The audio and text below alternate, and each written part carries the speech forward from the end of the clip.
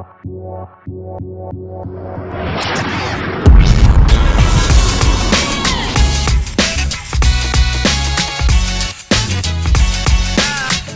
thanks for joining us on Marketing with Moody. I'm Austin Moody, and today we're joined by Alec Robinette. He is the owner of The Compound. Alec, thanks for joining us today. Yeah, thanks for having me, Austin. So, Alec, you own The Compound. Yes. What is The Compound? The Compound is a creative studio that is really formatted for an independent musician. And so we've got a recording studio, we have a photo video studio, design center, podcast studio, and then we have the business model as a co-working space.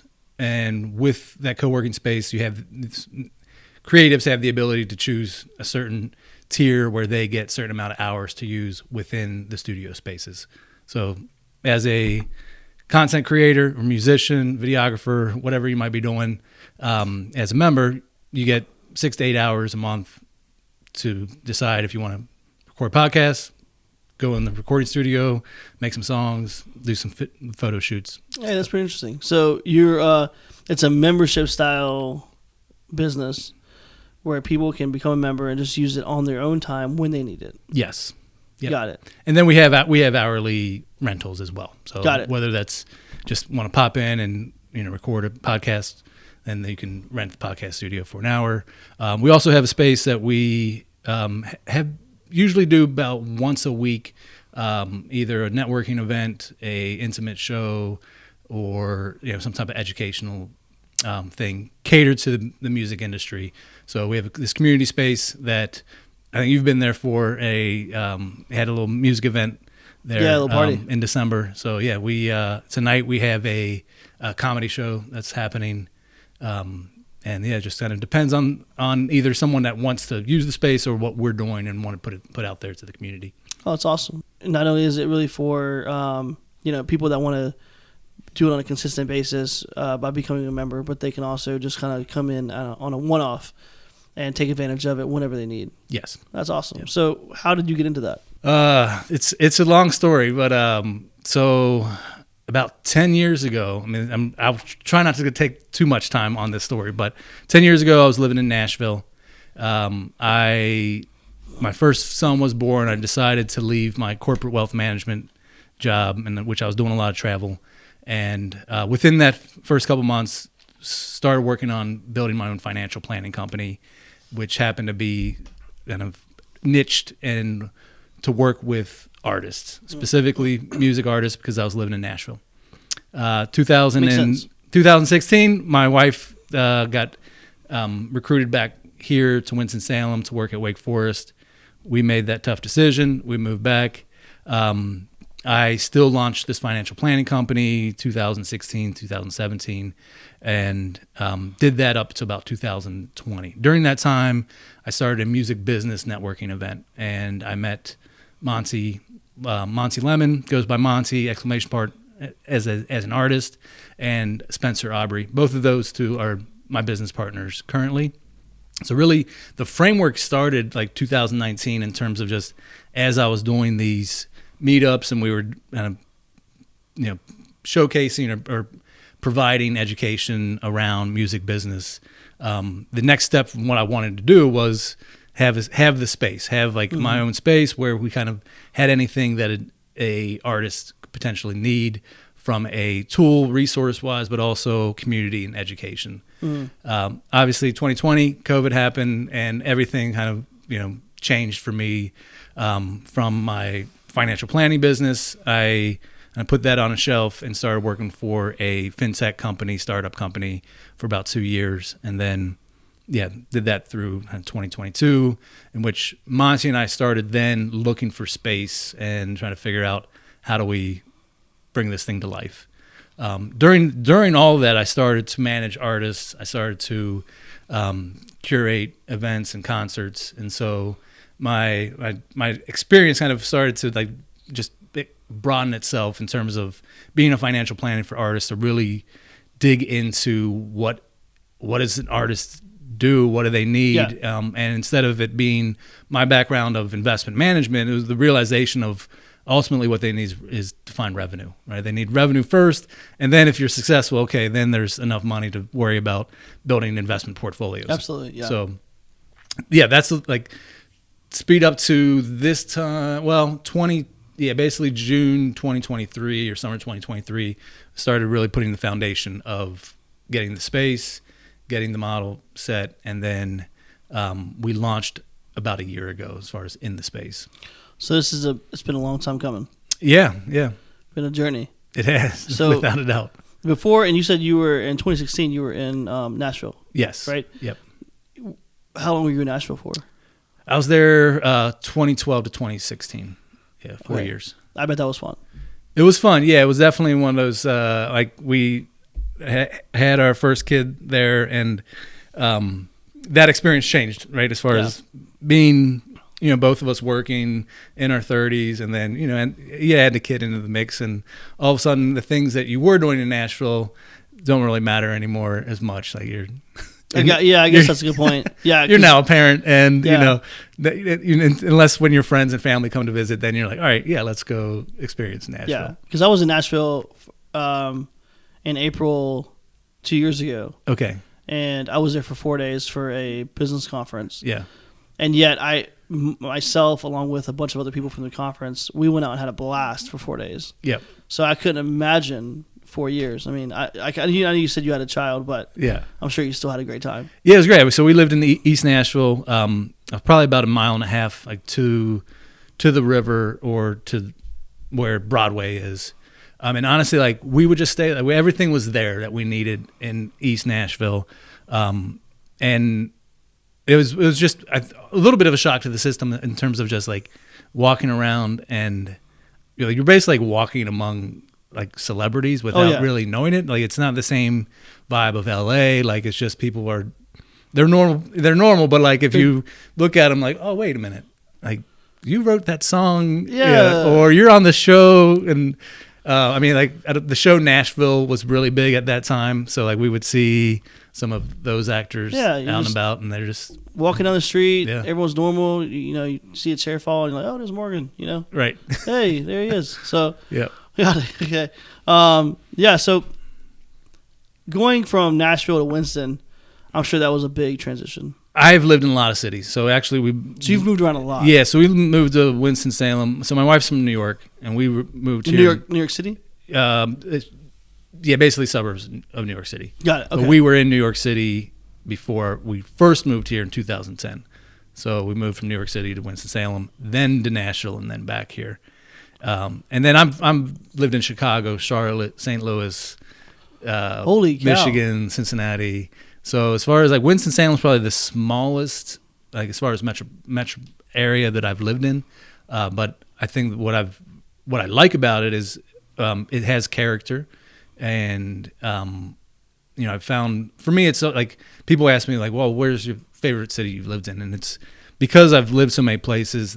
It's hard to pinpoint that because of just where I was at in my life, what age, What were you doing at the time?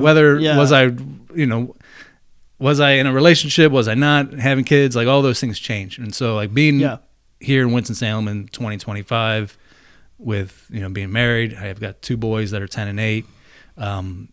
Life is, I don't want to say it's slow, but it's like it's a good pace. Being in Winston is a good pace. I don't have to worry about extracurricular issues like traffic, right? Like those are things that, every other city I've lived in, like you got to spend 30 minutes or an hour of a day, like worrying about some we don't have jerk that, in the car next to you. Bad. Yeah, we it's don't not have bad that at too all. bad. So as far as Compound goes, what is you've kind of told us how it got started. What was the beginning stages of it? The first 6 months, what was, was it, did everything go as planned? Or was everything like, there were some hiccups? What was the first 6 months like with the Compound? I mean, nothing ever goes as planned. Sure. Yeah. I would say, the first 3 months was really set up. So as far as we are on the second floor on 4th Street in downtown Winston-Salem, in what used to be a marketing firm, lawyer's firm's marketing office.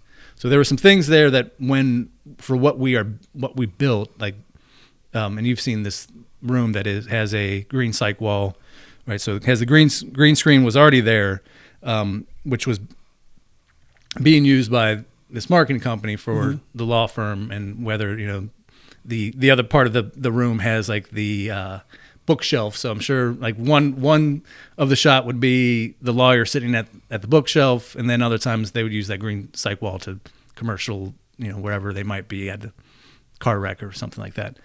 So that room was the one piece that we really didn't touch, other than painted the wall again. Got it. And then we built out the recording studio, which is behind that, and then the podcast studio, and really just kind of what did we want if you're coming into this space, like how do we want people to feel about what they're walking into? It has all this exposed brick, so it has this, it's like 100-year-old building, and it has some really unique character to it. And then just for us, just thinking through the creative mind of walking up to the second floor, where there's not, in Winston-Salem, there's not a lot of opportunity that you actually go to a second floor, like lofted area. So 3 months of really getting it set up and rolling out, as far as kind of internally, what are we trying to do? What is the strategy as far as our business model? And I would say that there is a first year struggle, without a doubt, of how do we find the right value proposition. And then we have, instead of just like setting and like this is the only thing we're trying to do, we've really had to go out and find other opportunities. So some of that was we worked with the Downtown Winston-Salem Partnership and started doing a weekly musical performance out at the park that's right across the street called Mercial Park. And then we most recently, the direction we've gone into is we still have memberships, and that's the thing that we're trying to get people to come, the service that we provide. But we've launched a residency program. So we've worked with the Arts Council of Winston-Salem and another organization called Hustle, in which we are doing professional development for artists. And so in that they get kind of scholarship membership for 3 or 4 months, and then we wrap some education for them around just starting your own business, being business mindseted, marketing, and then financial planning, my background, and then the legal side of like what is your business, what's the right entity, what are the right things you need to be doing to think about what your copyrights and things like that. So yes, they're all these things we kind of like are adding on as we have to go and figure out how to find revenue to keep the lights on, stay in business, make it work. And we're heading into year 2 and kind of still spinning those wheels. Yeah, absolutely. You mentioned you partner up with Hustle. Yep. I know them really well. Great organization. Yeah. And to know you guys partner up with them, it says a lot about you guys, because they're all about the community, all about helping others out. So that speaks a lot about you guys as well. Yeah. Thanks. So going into, you said you went into year 2 now. What is something that you think the compound will have to do year 2 differently than you did year 1 in order to really just reach the next level? This is one of many things, but I think that there's a lot of stories that we miss telling. So just even like what you just mentioned, right? Like that, the main value proposition, and I think this is hard to like pinpoint, that we deliver is community, and that story has to be told not always by us, right, but by who we are partnering with, who else is in the building, what they're doing, and so those are things that I think from a marketing standpoint, right, like it's one thing to say, hey, to rent this room, it's X amount of dollars, what you're getting, but as far as like for what we are and what we want to be, like it is really like a cultural space, and that is about artists feeling very much at home and comfortable, and because of the community that is there. Got it. So telling, just having those stories out there, right? Yeah. Whether that's through social media, whether, there's so many different ways. I mean, we had some good like publications last year, whether through the Winston-Salem Journal, Winston-Salem Magazine, which, help kind of broadcast who we are. But I think a lot of people don't realize it, or like just until they walk into the building. Right, as a picture or social media can only do so much. But as far absolutely. as like someone coming in and experiencing, kind of it working in action or an event, kind of really allows them to see more of what we're doing. Yeah. Speaking of like pictures and video content and whatnot, what are some different methods of marketing that you guys are planning on using this upcoming year? Some new and some that you've used before that, hey, that's worked well. Yep. What are some of those techniques that you guys plan to use? Yeah, so I'd say, I don't want to say, it's new, or in a way there's two different programs that we are really someone else's baby, right? It's their thing. One, we are filming tomorrow for the first time.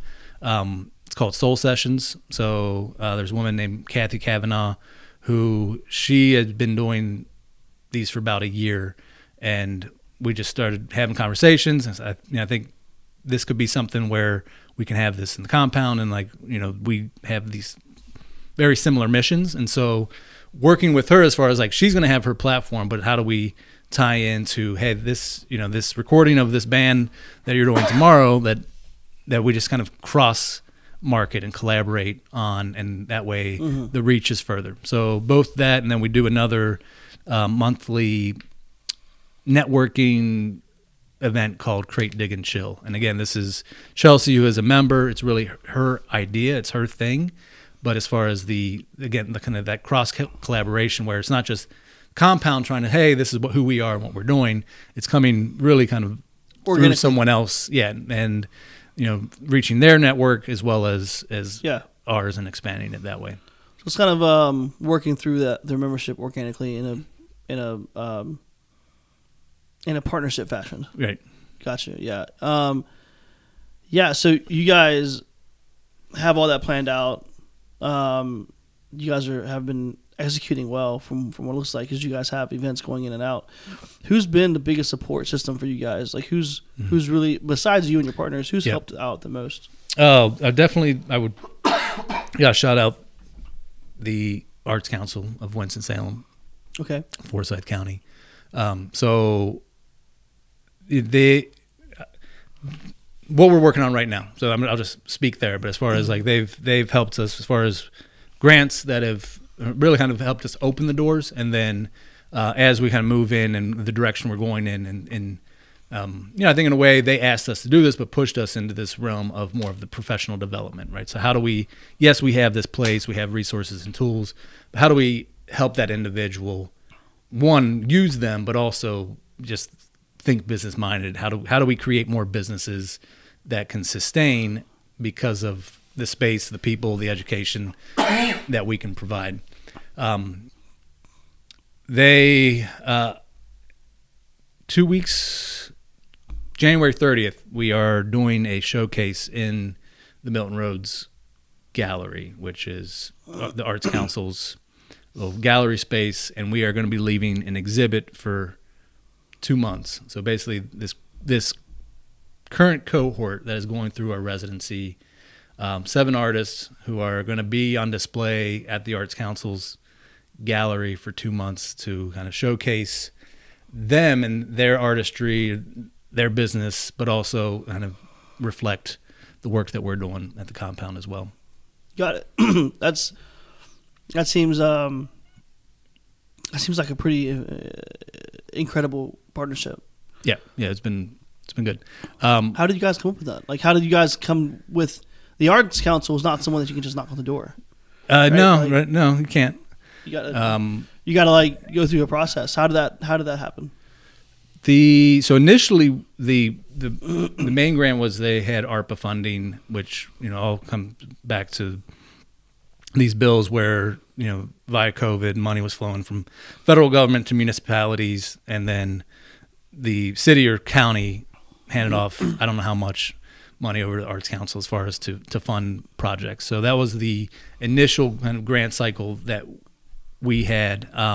Monty and I worked on the grant, but it was kind of came from Monty to them. Got it. And I have had a relationship with them over the last 3 or 4 years from work that I've done on a concert series called Lyrics by the Lake. So there is a kind of a roundabout relationship that I've had, even though it has nothing really to do with this work. Yeah. And then just, I think from what we've built, right, there's I hear it all the time as far as how do we make sure this thing stays, because there is just a very like cultural element to it.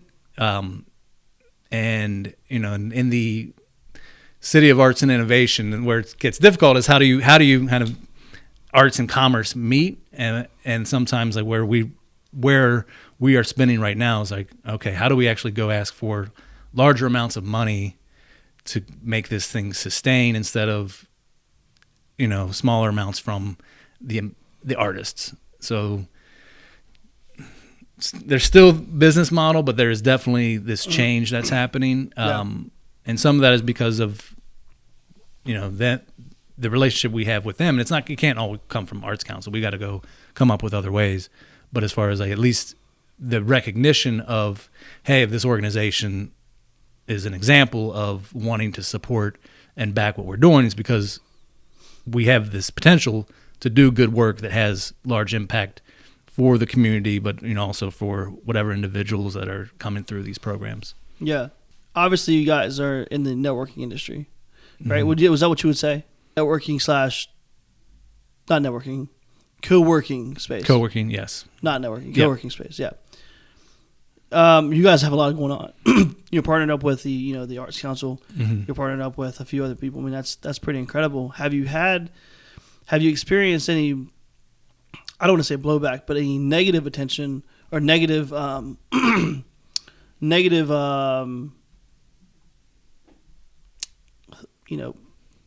has anyone not been as welcoming as others to the community from other other co-working spaces? Or has everyone been like extremely welcoming? Yeah, no, I don't think we've had any pushback. I think we're very different from a co-working. Like, we are not your typical co-working space. Got it. Yeah. One, we don't have a large enough size to where like people can just go to work. Yeah, so it's really built around it's co-working for someone that's going to go jump in this studio and do work, while at the same time, if I need to, I'm there with my laptop every day, right? We do have a handful of members that are not using the studio space and are just there, to take meetings, have, kind of their team meetings. And from hearing from them, the desire is just to be around creatives, because they're creative in their own business pursuits. Yeah. Mm-hmm. But they don't necessarily need to use our studio space. But they appreciate just that there's other videographers that they know would be coming in and out of the space, and it becomes also that networking, that web of other people that just you might that are in the world of content creation. Yeah. So what are the plans going forward? Like, what's the whole what's the goal for 2025, 2026?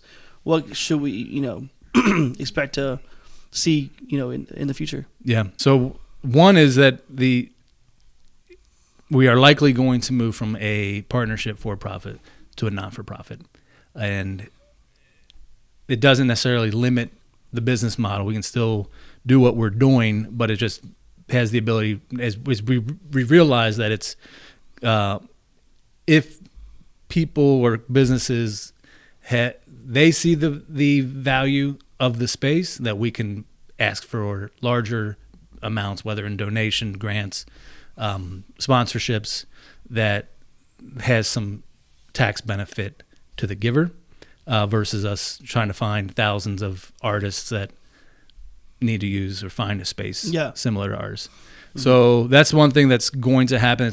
I'm not rushing because we're trying to figure out to make sure that like we're comfortably in financial situation to say this new organization is going to like come to fruition and has a good enough operating budget to survive, and then go after and have a strategy to pull in that money.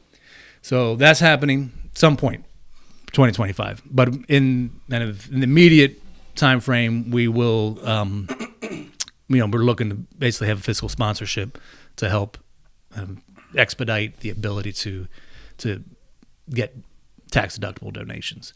Got it. So in addition to that, I mean, the other goal would be, you've been to the space, and so we're upstairs.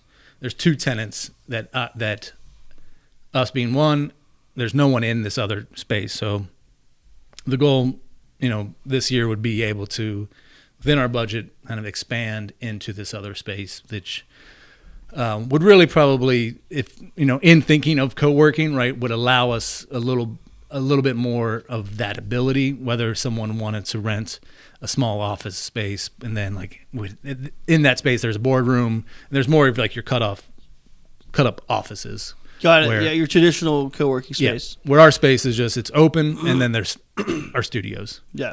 So that would be that really kind of this, hey, what does growth of the compound look like as far as just from a geographical?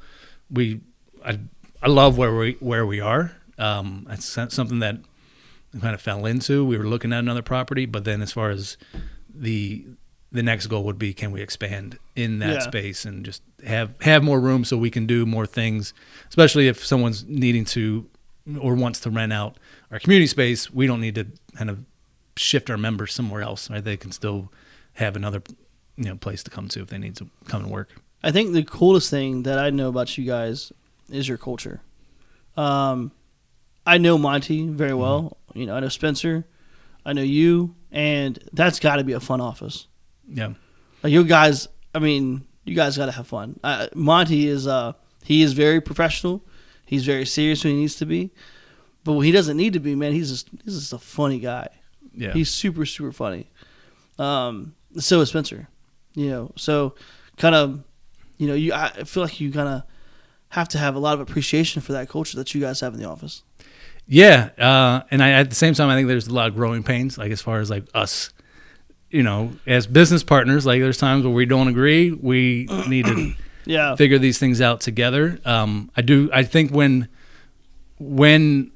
we really get to experience that is when we are opening that space up to others. Got it, right? Okay. Because it is usually where the three of us and our creates combined creativity is at its max, is when we are saying, hey, let's invite the community into this space for this thing we're doing, in which that on the day-to-day, right, there's we could never see each other sometimes, right? Just from Monty's working on things he's working on. Spencer is oftentimes out in the community, and his main gig is DJing, so he's either prepping for gigs at night or working party late or nights. wedding or whatever it is. Yeah. And I'm usually there from like a 9 to 2, but then there's usually 2 to 3, at least 2 to 3 evenings a week when one or all of us are going back there for either an event we're putting on or someone else's event. Yeah. So a lot of you guys are definitely different in your personalities. Yep. But you guys have what it sounds like the same vision. Mm-hmm. It's just a matter of how you get there is a little different, based on you guys, all of y'all's ideas. Yeah. Yeah, because there's a lot of differences, but at the end of the day, when I see you guys together, it's all love. Yeah. Yeah. Awesome. Mm-hmm. Awesome. So is there anyone else that you see in the space that has been not a mentor, but has been an inspiration to you, like someone that you listen to driving to work, or is there who's been kind of an inspiration to you throughout this process? Yeah, well, I think because you did say mentor, I do want to just shout out Keith Vest. Keith was at one point, I think, running the Variable and had which is a marketing agency, and has been a really key just advisor for us and the team, as far as from the beginning of when we were ideating this thing to now. And then I think just like the members, like really, as far as like the inspiration for when like things are hard and like you want to give up, right? Like what keeps me going is the birds in my ear of the members. Chelsea is who I'm thinking of right now. Chelsea Cromartie has kind of been one of our older members, or Tiffany Thompson, and they're both artists in different ways. But I know Tiffany's awesome. Yeah, just Tiffany's like awesome. I think the importance that this place has become for them, and and obviously they see it for the whole in the community. Yeah. But when someone says, "Oh, this is like my happy place," like, oh yeah, okay. That's got to feel great. Yeah. Yes. Yeah, it's got to feel great. Yes. Even sometimes it's like it's not my happy place, like because I'm trying to figure it all out and make sure it works. But it's one of those things where like you stress so they don't have to. Right. It's kind of like it's almost like a family situation. Yeah. It's like you're out there just giving it everything you can, and doing what needs to be done so that every member has a easy, comfortable, just beautiful experience with the compound. Yeah. Have you seen any changes in the industry since you started from now? In the music industry, or no, just as far as like where we are, like as far like when you started the business. Yeah. The compound obviously is a co-working space for creatives. It still is today, but there's has there been any changes from day one till day now or today when it's like, okay, there's been a couple of things that have changed. I mean, I think it changes every day, but I think that there's. So elaborate on that. So I mean, one of you find out about other things that are in similar fashion of what you're doing, right? So like, I don't want to call it competition because I try to like. Even walking in here, it's like, oh, okay, here's what they're doing that maybe is better than what we're doing, right? And this space is awesome, as far as just a different studio in Kernersville. But like, there's, I don't believe like there's if one person's already doing it, then you can't do it, right? I think it's just like there's the space itself is what I've realized. I think this is the change, right? Of it's not necessarily here, like for a musician, like. Yes, they need a recording studio, but most that have been doing it for the last 5 years have figured out how to do that at home. Okay. Right? Yeah. Now, do they need another recording studio? Oftentimes, yes. Oftentimes, they may not want to do it at home, or like we have engineers that would rather not like bring clients to their home, so bringing them to this recording studio is better. But I'm using that as an example of. When you build something like, artists need recording studio, yes, and if they've been doing it through COVID, they figured out something else. Like they built their thing on their own or somehow figured that out. So, or even podcasting, right? Like anyone that has a microphone and a laptop can do a podcast. Yeah. Now, it may not look the same, right? Or it may not have video. So there's those things where it's just a matter of, what is someone, how can they use the tools and resources at our space that, I think when we designed it, we kind of designed it around Monty, and Monty knows how to do everything. Most people do not know how to walk into that space and say, oh yeah, I know how to walk into that room and use every tool there's a learning curve. But I think overall, like what I'm realizing and what we're overall trying to figure out is that it is this, the culture, the community that is attractive to people. And then how do you, kind of make the business work when it's, what are you selling, right? What is it that you're actually selling? Is it an experience or is it just an hourly service? And those are the things that have kind of changed with when you put it on paper and this is my plan and here's the amount of money that I need to make over the next 12 months to allow that plan to happen. But then, that didn't work. This didn't work. And then month 3, you're like, wait, we changed a few things. And month 6, a few things more have changed. Yeah. So that's when I say everything is like it changes daily. It is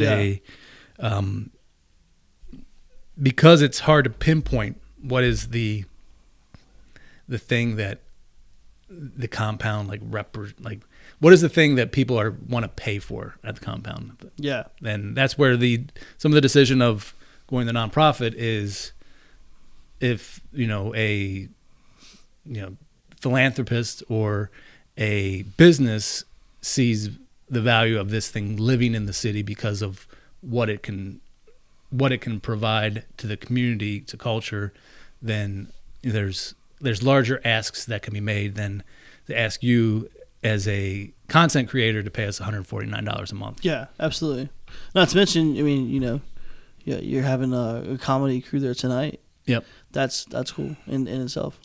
Yeah. I mean, yeah. So since we saw you in December, right? Like, yeah. Even then, like having what we would call like more of your electronic late night music event. And then we had a couple weeks ago a gallery experience. So 2 women have put up artwork all over the walls. Oh, that's cool. They invited I think I saw that somewhere, advertised somewhere. But. Yeah, so it's the B&W Art Gallery. Yeah, it's still up, and it'll be up through the end of this month. And then, like tonight, we have this comedy show. So all those are very different things than what Alec, Monty, or Spencer would put on, and invite people out to. But that's a kind of a product of opening the doors to, oh, you've got an idea? Let's hear it and figure out if this is the right place to do it. For all the listeners, if they want to get in touch with you, how do they do that?